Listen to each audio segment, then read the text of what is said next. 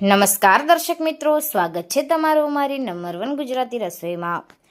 આજે હું તમારી સાથે શેર કરીશ ચાની સાથે ખાઈ શકે તેવું નાસ્તા માટે ચવાણાની રેસીપી। તો એના માટે મેં અહીંયા તેલ ગરમ કરવા મૂકી દીધું હતું।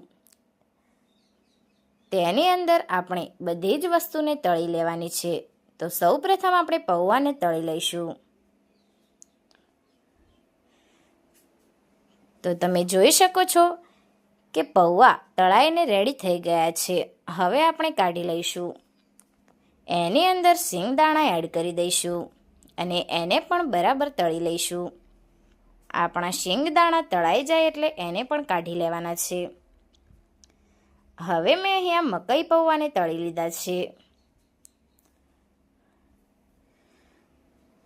તો તમે જોઈ શકો છો કે આપણા મકાઈ પૌવા પણ તળાઈને રેડી થઈ ગયા છે। હવે આપણે ચવાણાની અંદર જે સેવ એડ કરીશું તે મેં ઘરે જ બનાવી છે। તમે તૈયાર બજારમાંથી પણ લઈ શકો છો। તો સેવ બનાવવા માટે મેં અહીંયા ચણાનો લોટ લીધેલો છે, તેને આપણે ચાળી લઈશું। હવે ચણાના લોટમાં આપણે અજમો એડ કરીશું અને સ્વાદ મુજબ મીઠું એડ કરીશું। તો મેં અહીંયા ચપટી હળદર અને લાલ મરચું પાવડર એડ કરી દીધો છે। તમારે જો વધારે તીખી સેવ બનાવવી હોય તો તમે કાળા મરીનો પાવડર પણ એડ કરી શકો છો। હવે આપણે એની અંદર તેલ એડ કરી દઈશું અને બરાબર મિક્સ કરીશું। હવે આપણે એની અંદર થોડું થોડું કરીને પાણી એડ કરતા જઈશું અને સેવ માટેનો લોટ બાંધતા જઈશું। તો તમે જોઈ શકો છો કે આપણો સેવ બનાવવા માટેનો લોટ એકદમ તૈયાર થઈ ગયો છે। હવે આપણે બુંદી બનાવવાનું સ્ટાર્ટ કરીએ।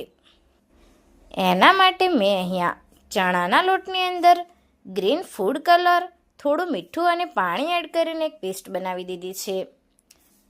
જો તમારી પાસે આ ટાઈપનો બુંદીનો જારો હોય તો ઠીક, નહીતર તમે જે પૂરી તળવા માટેનો નાનો જારો આવે છે તેનો પણ યુઝ કરી શકો છો। તો તમે જોઈ શકો છો કે આપણી બુંદી એકદમ મસ્ત રીતે તૈયાર થઈ ગઈ છે। એને આપણે બહાર કાઢી લઈશું। હવે આપણે જે સેવ બનાવવા માટે લોટ બાંધ્યો હતો એને સંચાની અંદર એડ કરી દઈશું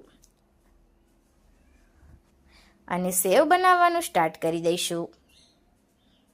તો તમે જોઈ શકો છો કે આપણે કેટલી મસ્ત સેવ બની રહી છે।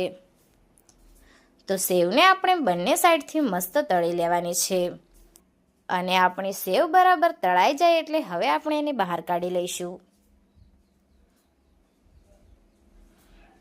હવે આપણે જે તળવા માટે તેલ લીધેલું હતું એની અંદર જ રાઈ એડ કરી દઈશું। રાઈ ફૂટી જાય એટલે આપણે એમાં હળદર એડ કરી દઈશું અને કડી પત્તા એડ કરી દઈશું। હવે મેં અહીંયા મમરા લીધેલા છે। જો તમારે મમરાને રોસ્ટ કરવા હોય તો તમે કરી શકો છો અને ના કરવા હોય તો પણ ચાલે। હવે આપણે જે વઘાર કર્યો હતો તેને મમરાની અંદર એડ કરી દઈશું અને બરાબર મિક્સ કરી દઈશું।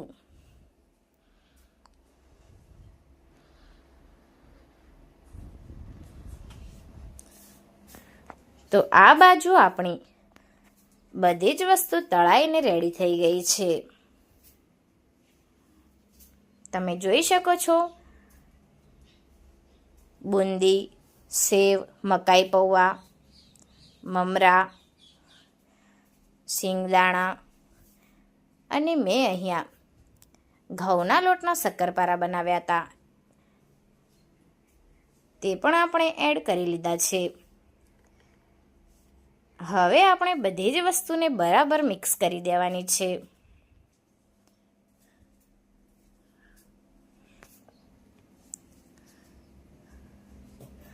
તો હાથની મદદથી અહીંયા મેં બધી જ વસ્તુને બરાબર મિક્સ કરી દીધી છે।